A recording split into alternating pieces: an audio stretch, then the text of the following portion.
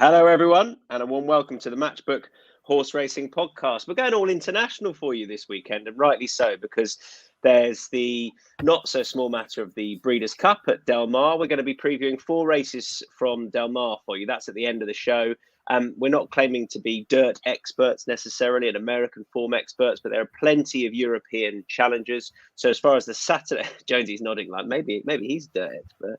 But there's 4 really good races on the turf with plenty of Euros. So we're going to be previewing those 4 for you in the form of the sprints, the filly and mares, the mile, and of course the turf as well.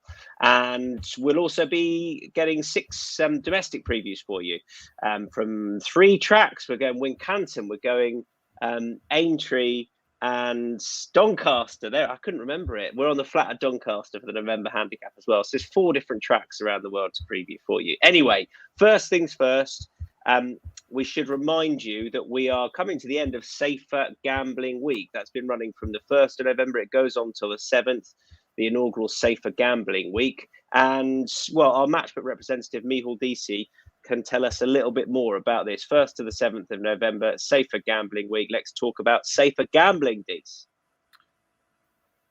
Yeah, so Safer Gambling Week is very important, and it's important to just take a look at your gambling every now and again. We have lots of controls here on Matchbook to help you with this.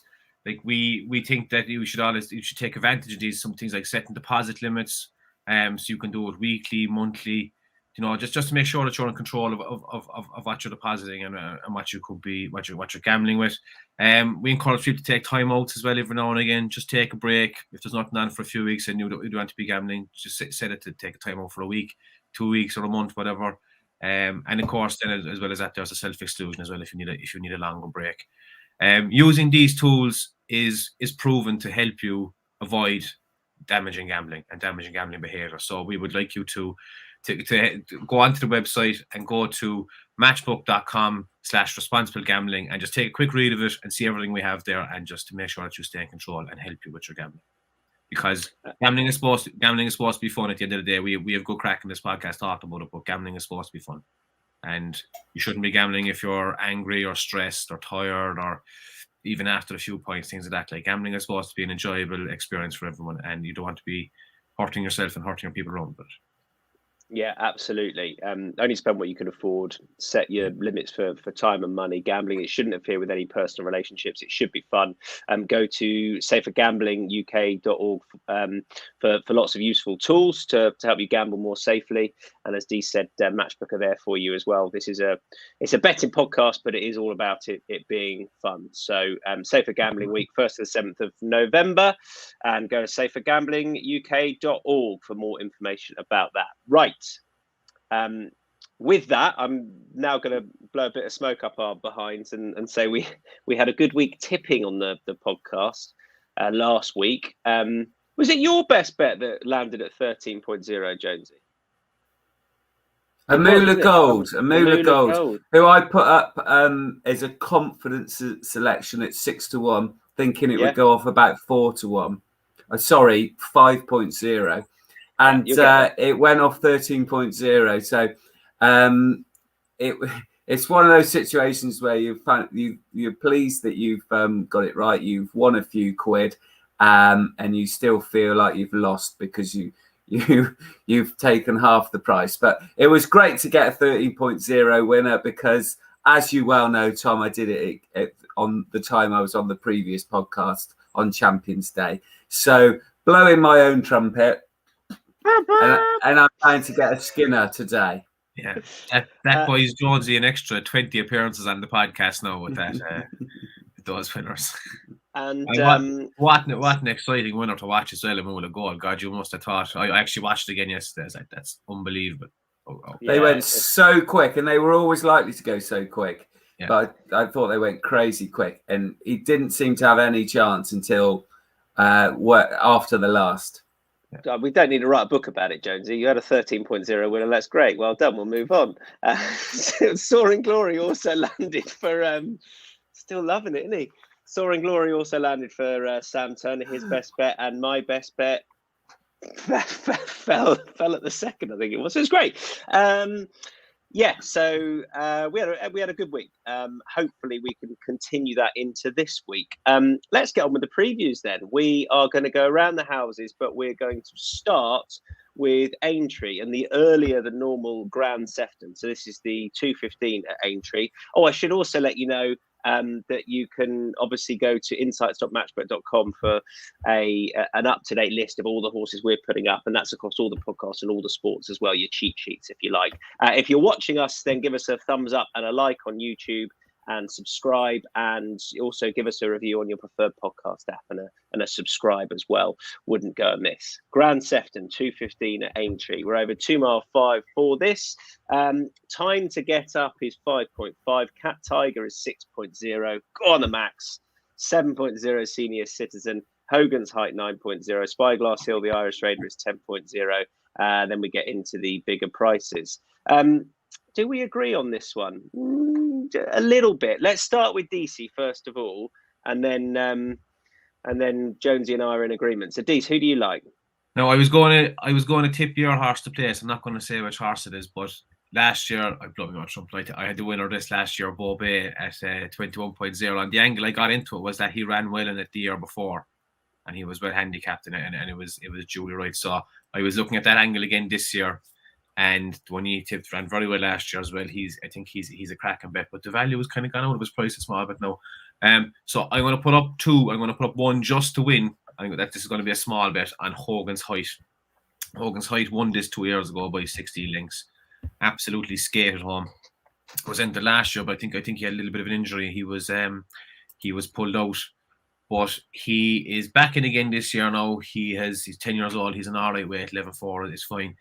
He had a little run out over hurdles there recently.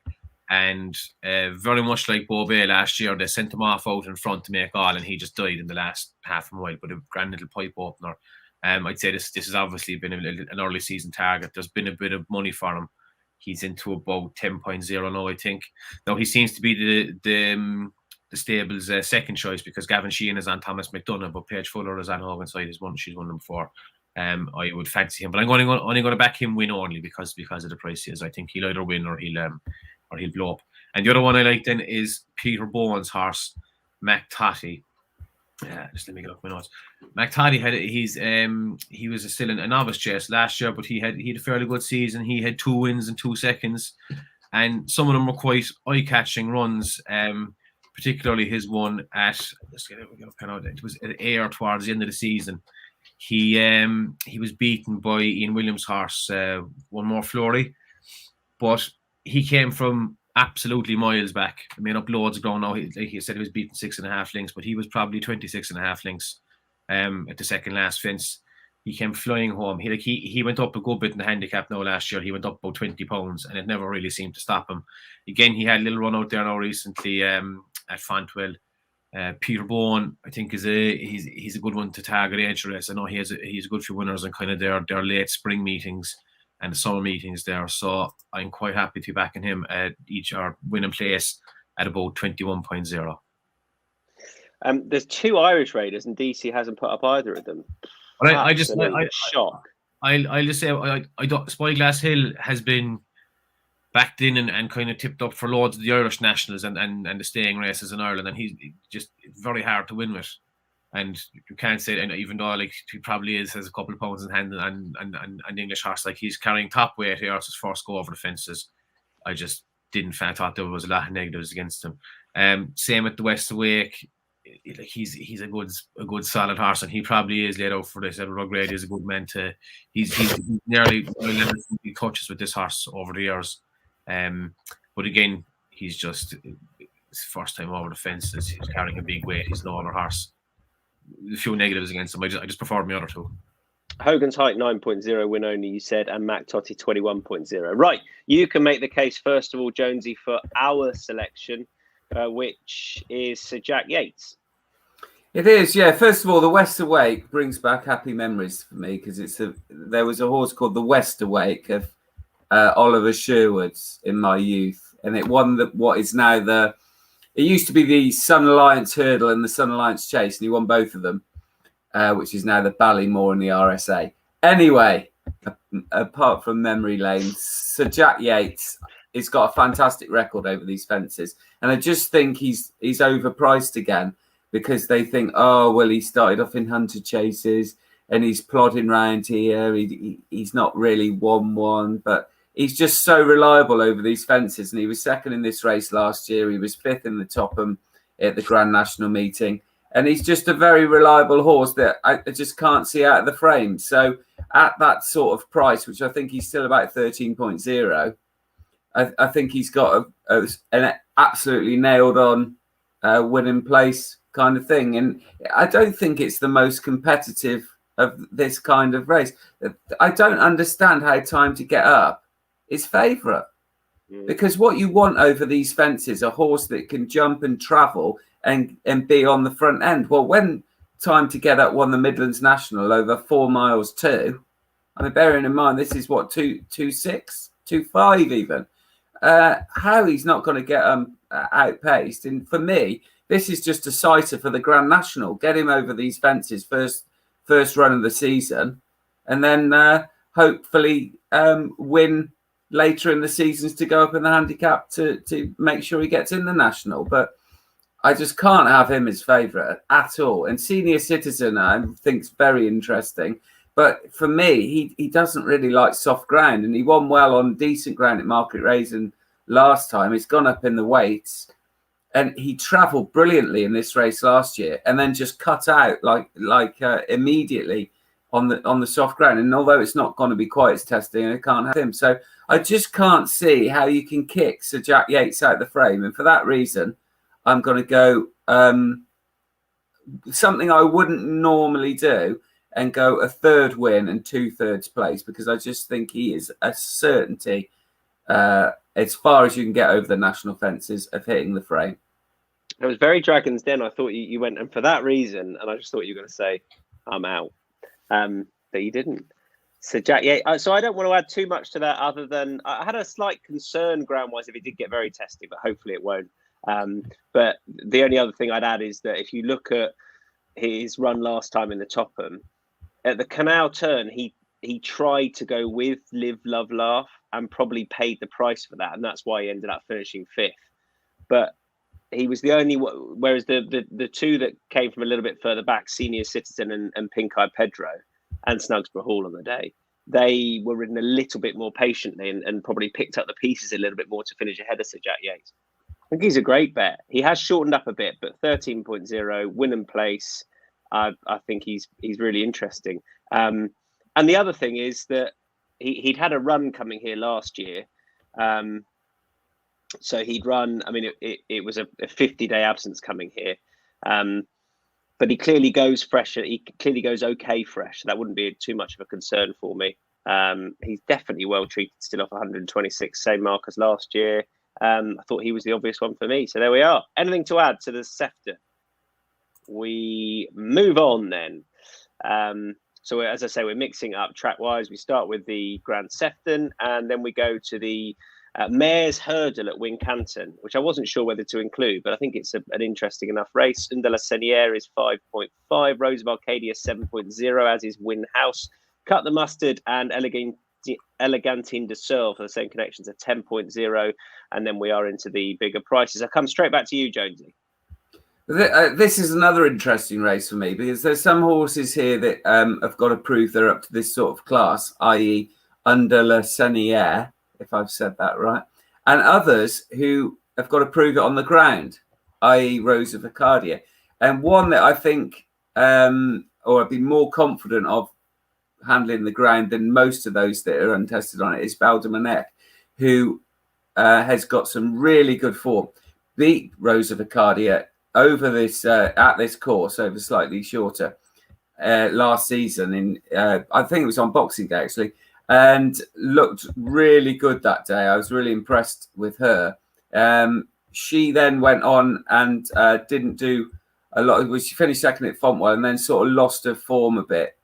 I think she'll be all right on the ground. I watched that, her race, and she finished 4th on her seasonal return last year, again at Wincanton, and she was running a really good race when she was wiped out 2 out was bumped by another horse and sort of faded from that point. But she was a big player at that point, and it was a good race. It was a mare's maiden hurdle, but it was a very good one. And I just think that because she lost her form later in the season, I think people are forgetting how good she looked early in the season, which is another good point because she clearly goes okay fresh. Anthony Honeyball's a guy that gets his horses generally ready first time up. And if the reason that she lost her form last season was because her breathing was troubling her, she's had a breathing operation. And if that has sorted it out, I think she's really well handicapped. And she's a decent price. What is she, about 15.0? I mean, that is, I think this is, you've got to take a few things on trust, i.e. the ground, but I've watched her. I think she will be fine on it, and she's certainly been okay on good to soft. And I think what you've got to take on trust with her is less than some of the others, and you're getting 15.0. I think she's certainly a value bet. She's way overpriced. From Value Rater, Steve Jones, Belden Manetch, who is 15.0. You agree, Dees? Very much so, yeah. I was kind of surprised when Jonesy put her in there as well, because I always start at the bottom of the card of the prices and work my way up, and Belden Manetch. So it was very eye-catching. The race that she beat, Rose of Arcadia, I think she was giving a bit away at that day. I know their level weights, like just on prices there, they should be a lot closer. And even the race after, she finished second to a horse called Alavina, who won 2 more times by the end of the year. There's already 135. Like, so she's a good gamey horse. She'll go out the front and they'll have to try and catch her, and she'll make a race for it. And she's definitely worth the bet at the price she is. And the other one I like was Perfect Mitt, who finished second in this last year, giving nearly 2 stone to the White Mouse, who was outrageously well handicapped. Went on to absolutely skate home in Shelton in the December meeting after this race. Now, Perfect Mitt is handicapped to the max, really, 7 years old, and she's carrying nearly top weight. She's a 10-pound claimer, man. But she was very unlucky last year. They were miles clear of everyone else. This has obviously been the target. And again, she's you could almost have a winning place betting at the price she is. So I'll do a small winning place on Belden Manetch and probably the same on Perfect Mitt. I mean, this is a mare's handicap hurdle when we get them too stuck into it, but I'll back the two of them. Prices for those two then. Belden Manetch, I said, is 15.0. Perfect Mitt's a big price as well, 15.0. Both win and place on those, D's. Yeah. I'd be stronger on Perfect Mitt now, to be honest, because there's, like Jones said, there's a few kind of unknowns with Belden Manetch. Belden Manetch is definitely one for the tracker for later in the season, though, when the ground is soft, because she's much better on that, proven on that. I'm sticking up Rose of Arcadia, who is 7.0. You've got 11 running. I probably would go win and place. I definitely do have a slight ground concern, because it's probably going to be no worse than good to soft if they do get any rain at Wincanton. It's good at the moment. And obviously both of her three wins have come on very testing ground. She was outpaced by Belden Manetch when she lost to her here over shorter. This is much more her trip. And then she won subsequently on heavy ground. And then she travelled all over them in that good Grade 2 mare's handicap at Newbury. And she looked the winner, I thought, and then ended up being beaten 10 lengths. Maybe she was outspeeded on better ground.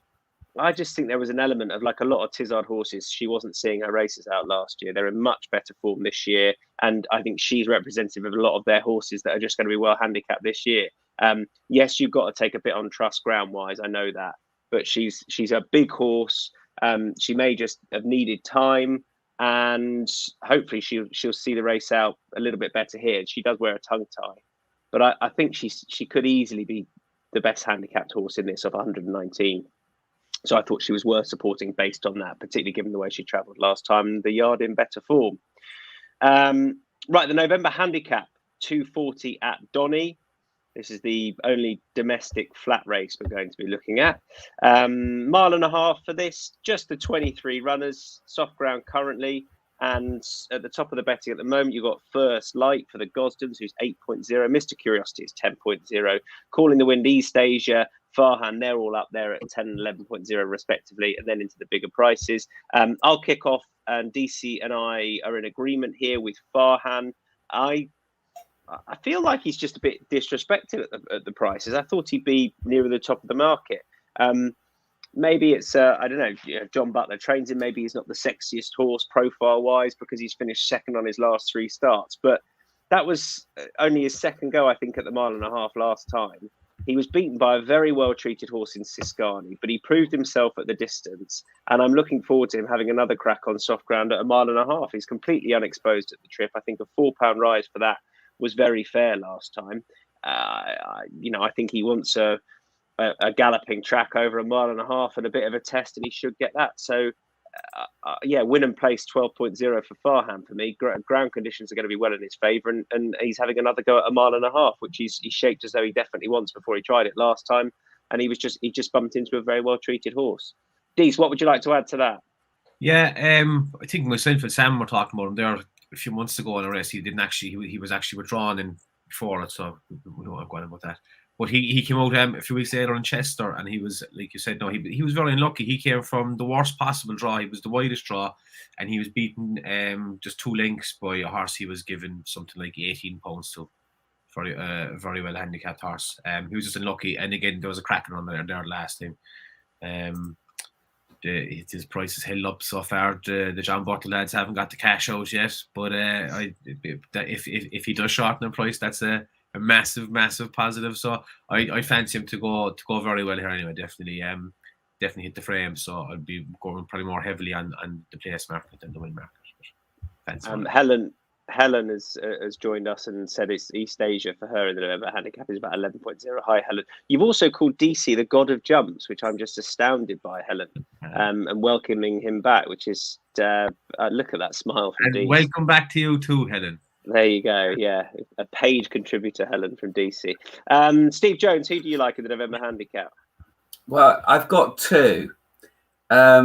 And the reason I've got 2 is because I can't believe the price of the one that I'm starting with. It sort of made me a bit want another one on side. The kind of the second best is Flying Solo, who's I think about 13.0. So he's nearer the top of the market.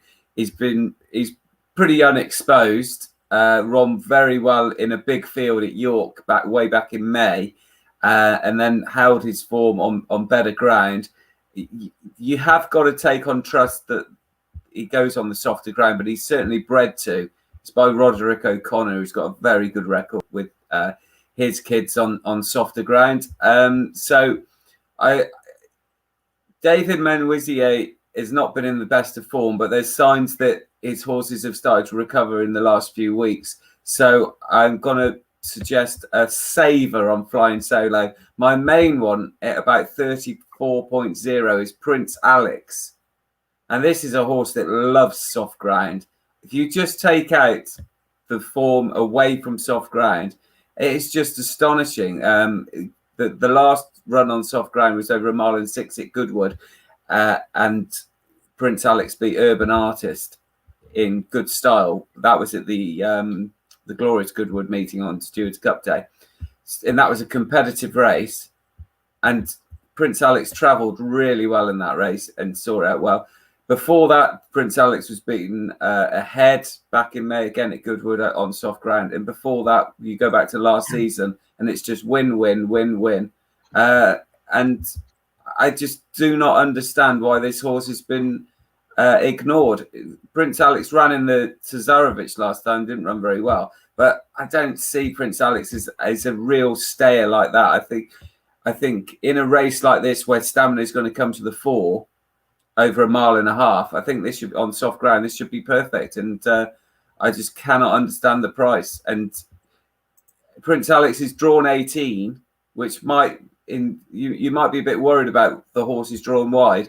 Well, in the last 10 years, well, certainly in the last 8 years, every winner of this race was in a double-figure stall, and several of them were in the 20s. So it says to me that you don't want to be down on the inside, because quite often, if you're on the inside, you're drawn towards the rail and you get trapped there, and it can be the worst of the ground.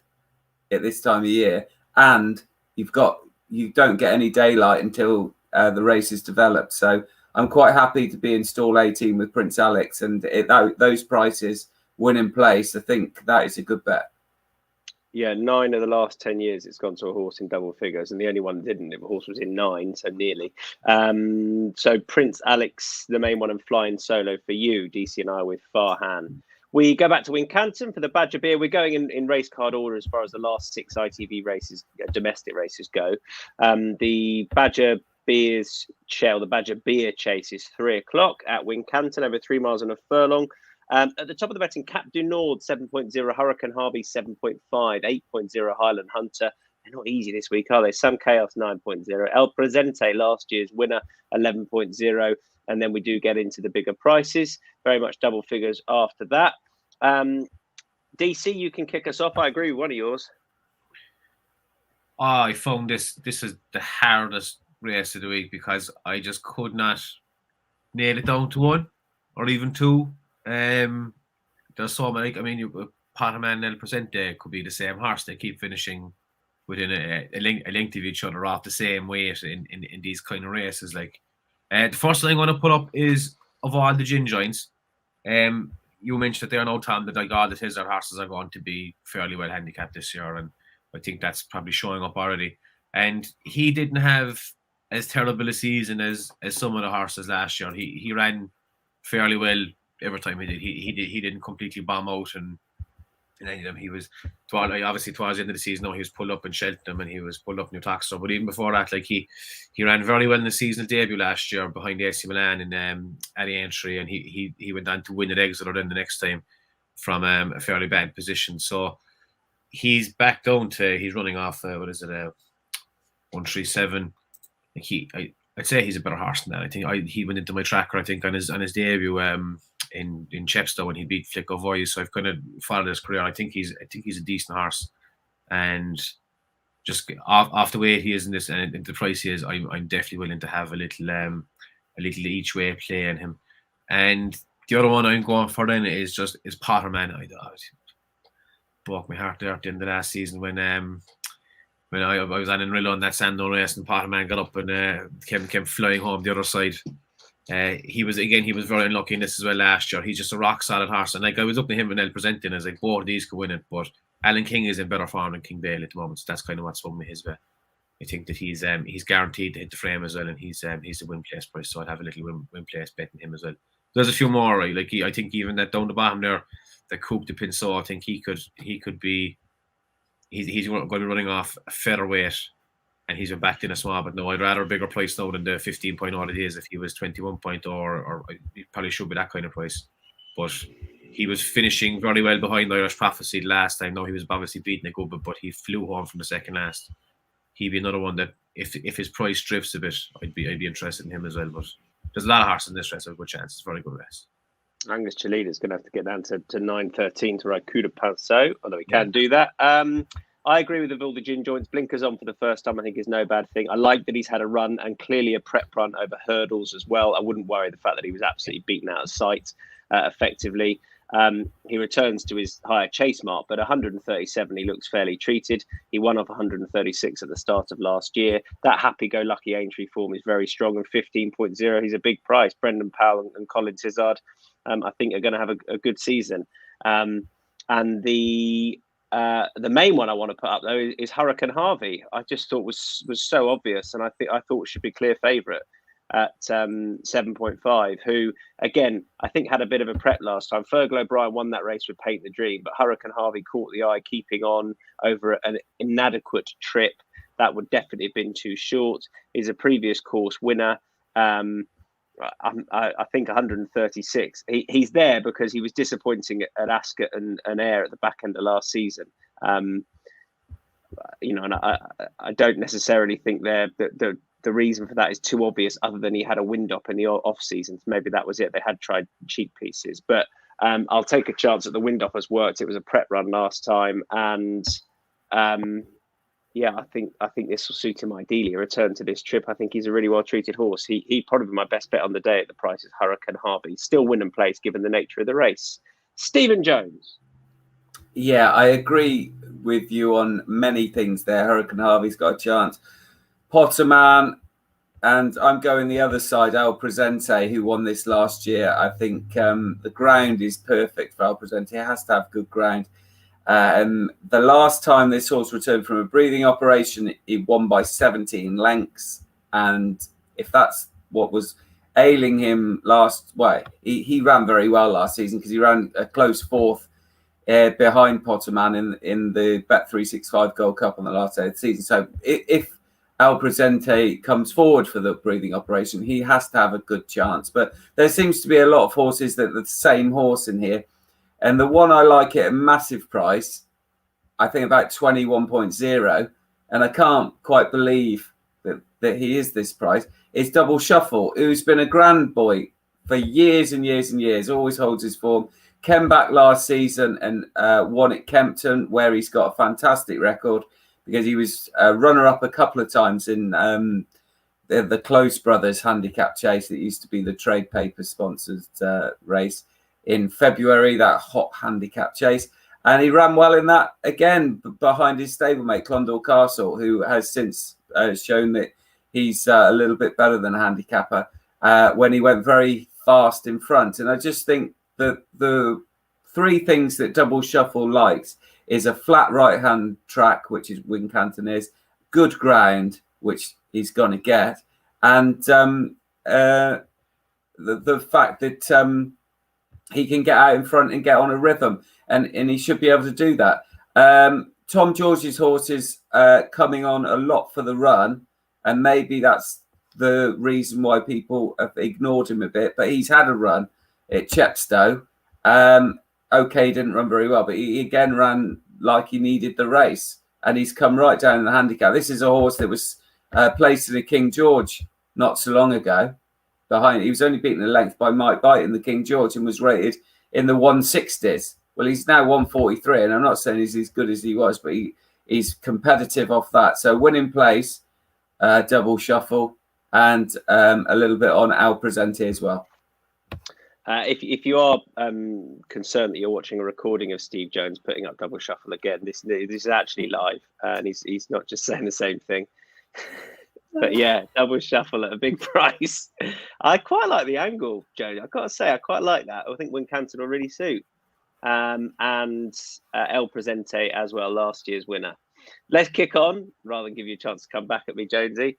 And we're going to go to Aintree for the 2.5 mile hurdle. Brewing Up a Storm, 3.0. Wild About Oscar is 4.33, 5.0 Somerville Boy. Lisnaga Oscar 9.0. If the Cap Fits is 9.5 and 11.0 for Martello Sky. Now, one thing I did know was that Steve Jones was going to be putting up Somerville Boy, so you can make that case.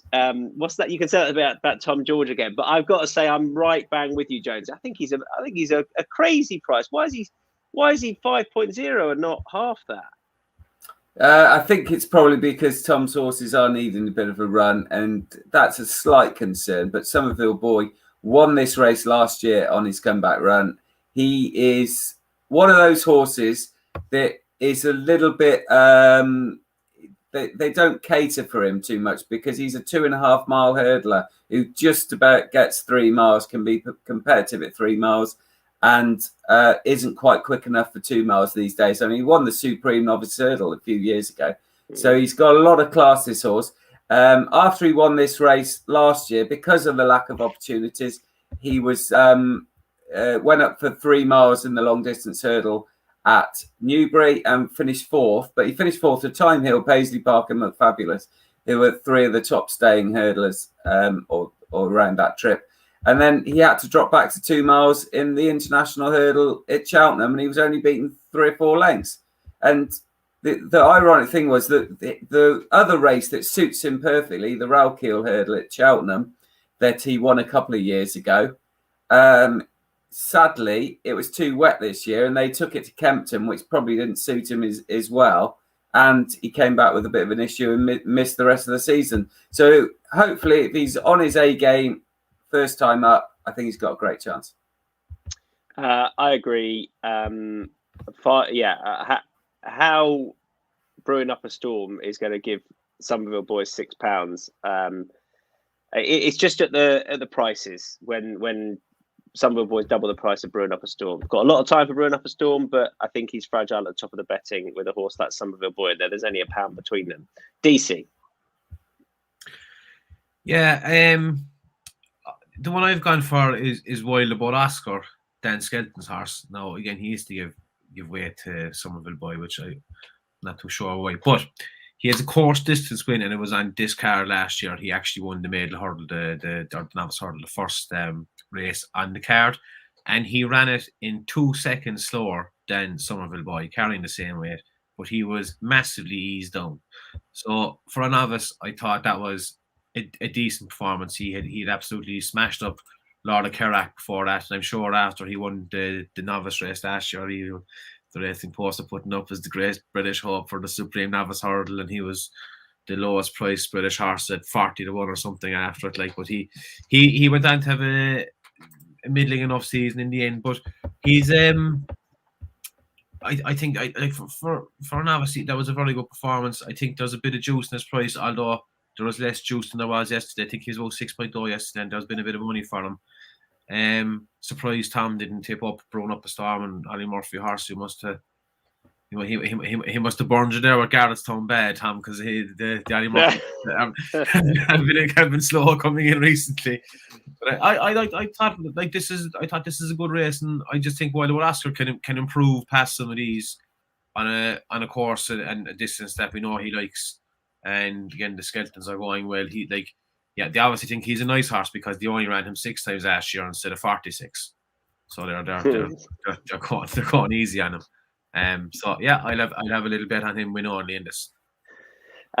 Just to explain just to be boring, the penalty thing is that he gets a half penalty because it was a novice race, the listed race that he won. So a £4 penalty becomes a £2 penalty. And Brewing Up a Storm has got the grade 2 wins. That's a £6 penalty. And Somerville boy, well, his last win came in this, and it's not a graded race, so he escapes penalty free.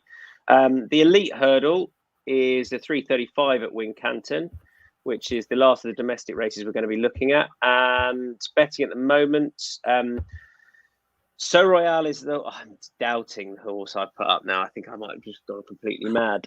So Royale is at the top of the betting currently. He is a 2.25 shot. Goshen is 3.3. Belfast Banter is 8.5. Christopher Wood 11.0 as his sole pretender. 15 to Carney, and then much bigger prices for Hatcher. Right, you two can make the case for So Royale. Who wants to go first? Deasy, take it away. I just said So Royale has won this race twice as a 4-year-old and an 8-year-old. He took a few years off in between, but he was very good last time. He absolutely smashed up Jonesy's favourite horse in the world, Silver Streak, first time out. Again, Alan King's horses are going very well. Goshen, sure, you couldn't be betting on Goshen first time out. Like God, anything could happen, especially at that price. He'll either win by 30 lengths, or I don't know, run into the car park or into the stands or something. Like anything can happen with Goshen. Belfast Banter, then he's an interesting one, all right, but I just don't think he's up to for all he won a grade 1 in the Aintree. I don't think he's up to that level. The two of these, simple as. So, and the rest of them just might as well not turn up. So boom. Done. Steve? Any horse that can beat Silver Streak is a superstar. So get on him for the champion hurdle.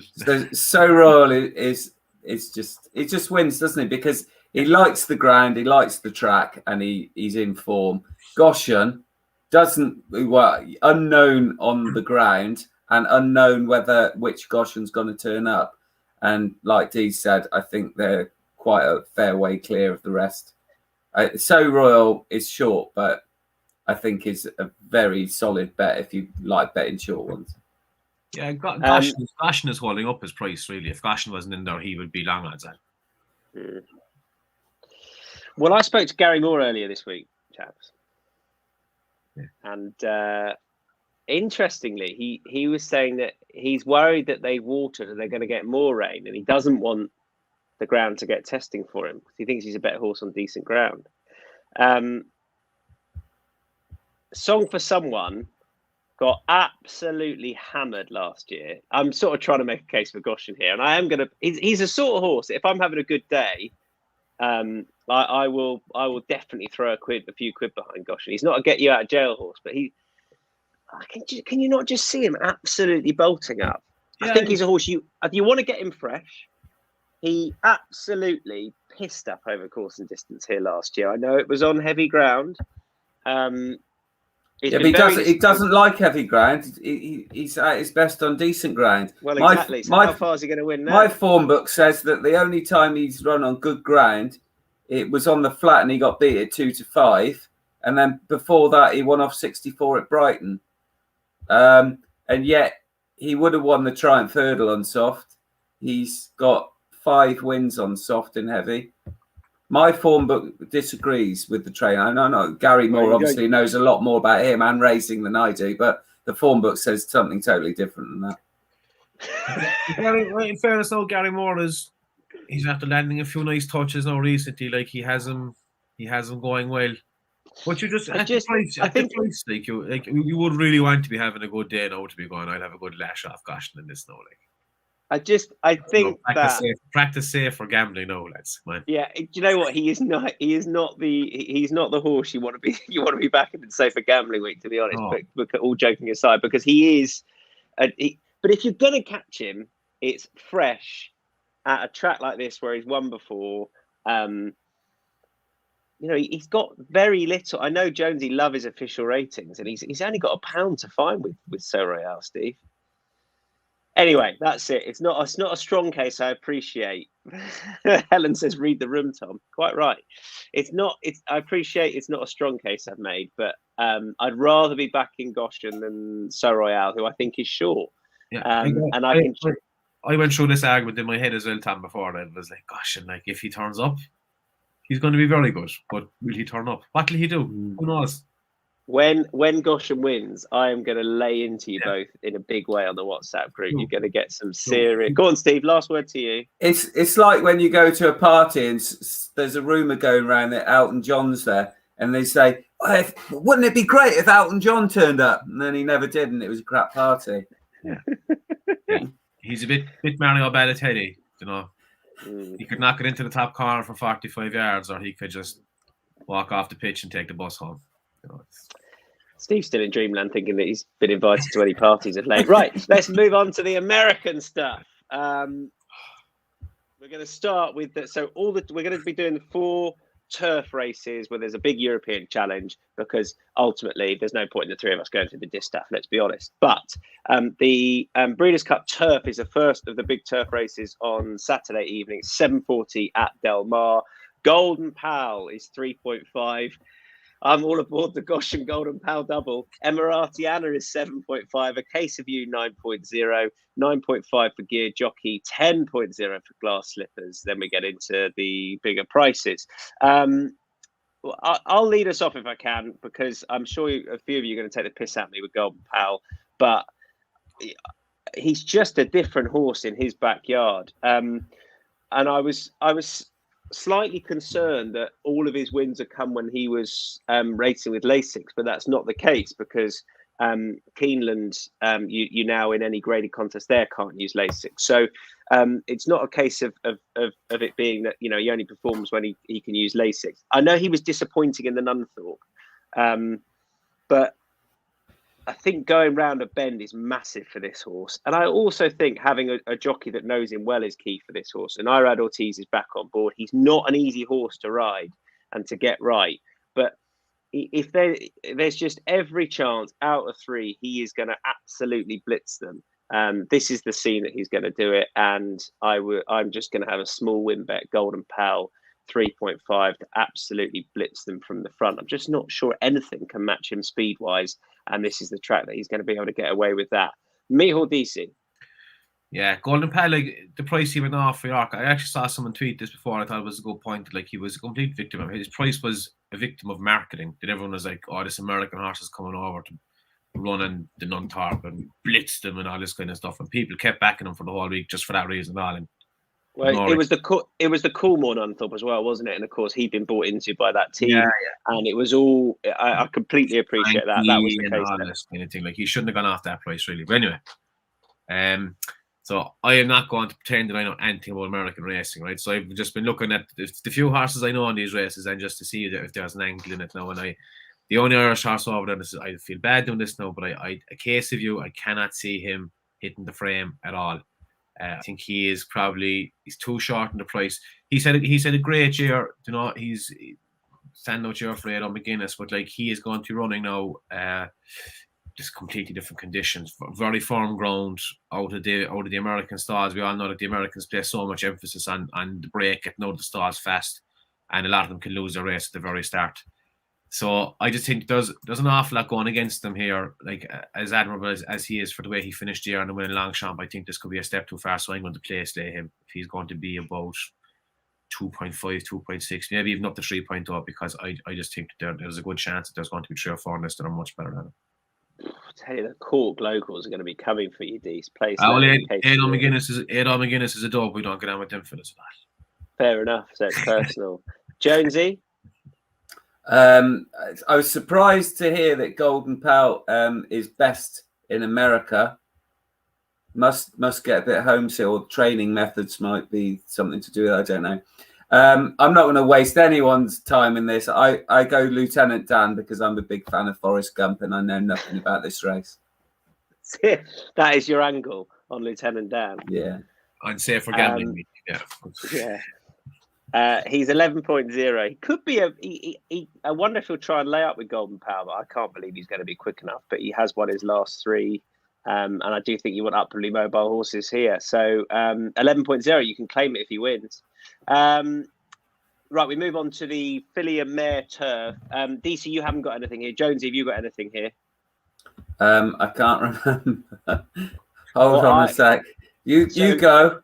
You've got Warlike Goddess at 4.5, 5.0 for Love, 5.5 for Love's Only You. Or Daria, I just can't see it, is 6.5, 8.0 for Rougier. Then we are into the bigger prices.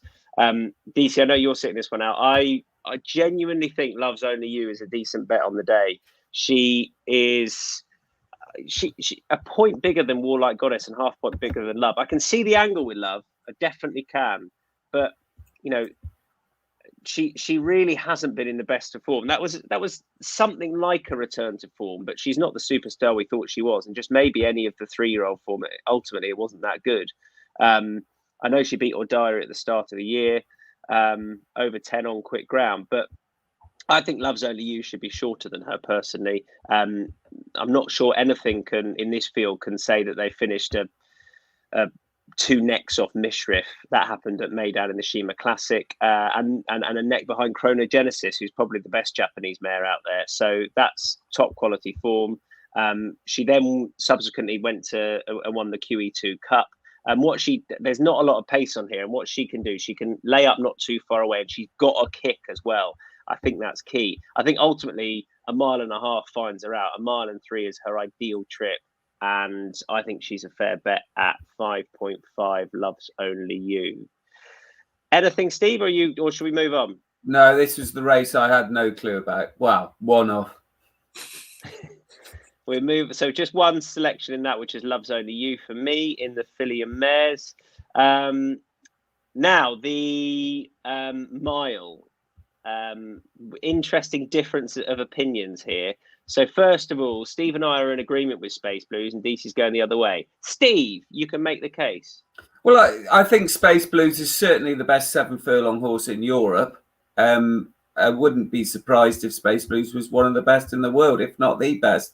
And my limited knowledge of American racing, because it's so tight and you go down the turn, you want a horse with a lot of speed. I mean, I go back to Royal Academy, who was definitely a more of a speed horse than a stayer, and they stretched the stamina out with Lester Piggott winning on his comeback. And Space Blues is that type of horse. It's got a lot of gears, and stepping up to a mile won't be a problem. So I think I'm looking forward to seeing him that more than anyone in the Breeders' Cup. Yeah, I agree. I think this would be ideal for Space Blues. He comes here in absolutely flying form. that performance last time in the foray was absolutely spot on. Probably a career best from him. And I still think he's better away from a very testing surface. The trainer is very confident, or has been all week, about his chances. I think he thinks he's his best chance out there. I don't mind Pearls Galore if she was drawn a bit better, who ran on unsuitably heavy ground last time for Paddy Toomey. But I think Space Blues, as far as a favourite I want on side for the Breeders' Cup meeting, is a pretty strong one at the top. I think he's ideally drawn, and this will suit him ideally. A sharp mile. He's got a real kick, and he can show it on quick ground. And then Deasy, you want to lay him? Well, as you said, No Space Blues is an amazing 7 furlong horse. One of the best around. Of course, everyone goes out and tries to buy an amazing 7 furlong horse. But his record over a mile is 0. And this race is run over a mile. It's on firm ground. I just think his price is too short for all that. He's a super horse, and Charlie Appleby is strong in him. He's just too short in this. He's never won over this distance. Like 7 furlongs is the reason that there's not many great 7 furlong horses with not many sort of 7 furlong races, and it's in between sprinting and the mile. And I think there's just a few negatives against him at that price. So I'm happy enough to take him on at whatever, because he could go off that. He's 3.25. So would you lay him at that, or would you want to lay him potentially as well, or not that confident? No, if I was going to have a bet in the race, I'd lay him at that. You're getting, yeah, I'd be happy enough to win, because there's plenty of other decent horses in this race. Even a few of the European horses could step up. Mother Earth and Master of the Seas are two good milers. They could spring a shock, and I don't know about the American horses, but happy enough to lay him at 3.25, even though he'd probably go off shorter than that. If the money keeps coming, he was a bigger price than that yesterday, and he's been back. Like, I'm just looking at a few of the books here, and he's coming from around 4.0 to 3.25 now. So if he's approaching 3.0 or less in the day, I would be laying him. Yeah. Steve, what did you want to come back with? This Sunday, November the 7th, is an important day, because it's the 3rd anniversary of when Space Blues won over a mile at Nottingham on his debut. And I hate pointing out other people's mistakes, but because I make enough of my own, but you drop one there, boy. Well, according to the trade paper here, now it's 1.5 miles furlong. That's further. It's further. And then he ran over 10 furlongs. Yeah, I love it. No.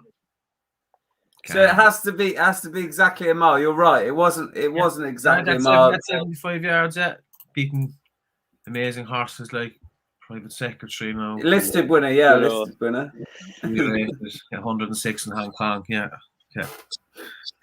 I've got. I want him to win. Mo Forza, who you mentioned, is the Chief American Challenge. They've got a good record in this. He's clearly a very good horse and very progressive, but I don't think he can match what Space Blues has to offer, who is a proper European 7 furlong horse, and I think this mile will really suit. He was anti-post for the Derby at one stage, wasn't he? As well? Space Blues. Yeah, I think he was. Yeah, he was up there. Never. Go on anyway. We'll move on. No Australian American race here. The Breeders' Cup Turf is the last race we're going to look at. Now, this is a race where the Euros have got a ridiculously strong record.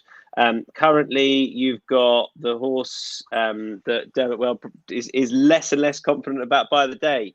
At 2.3, Tanawa. Tiona is in for shortening up 8.0. Yabir is 9.0. Walton Street 10.0, and then we get into the bigger prices 13.0, Sisfahan, and bigger the rest. Let's come in with Deasy first of all. I think this is a good shout. Yeah, Tiona was a real talking horse at the start of the year. I think it was something that they said that she was the talking Newmarket with her work and the heat and all this kind of stuff. And didn't really happen for towards the end of the year, but I think that obviously the secret to her, and Roger Vernon has said this, is that it's good ground. She really needs good ground. Doesn't want to be running on the soft. Like, she was very good in that race in Windsor, the listed race there, beating Desert Encounter, and then she was again brilliant in Longchamp, beating Snowfall. That's probably much closer to her true form than we got to see in the Oaks or York. She is, again, she's a winning place price in this. I'd fancy her 8.0. I have a little bit off her for all that. I think the less confident Dermot Well is, probably the more confident he is. Really, he's always kind of went on the plane, and then when they go out and win, he'll kind of say, "Oh, she did what we expected her to," So it wouldn't surprise me. And someone actually texted me today and said Tom was going to tip your beer on this Nap, so Nap landed. Matt, fair play. You know it. Who said that? Matt Carlo. He does be on this. Yeah, he's right. He's my horse to follow.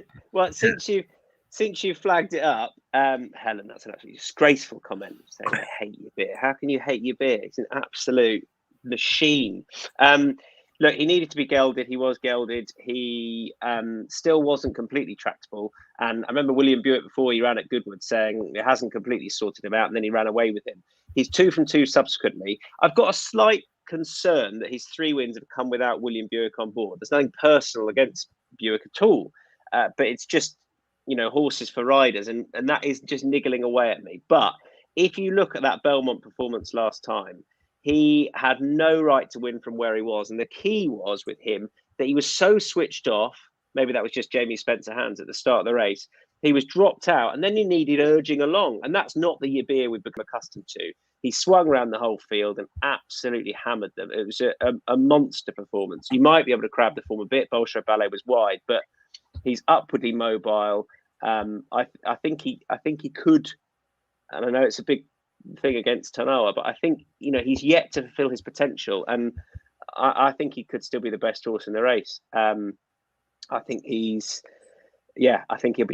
will be dropped out, but I think on his day he's an absolute machine, and I am going to back him at 9.0 win and place. Steve Jones.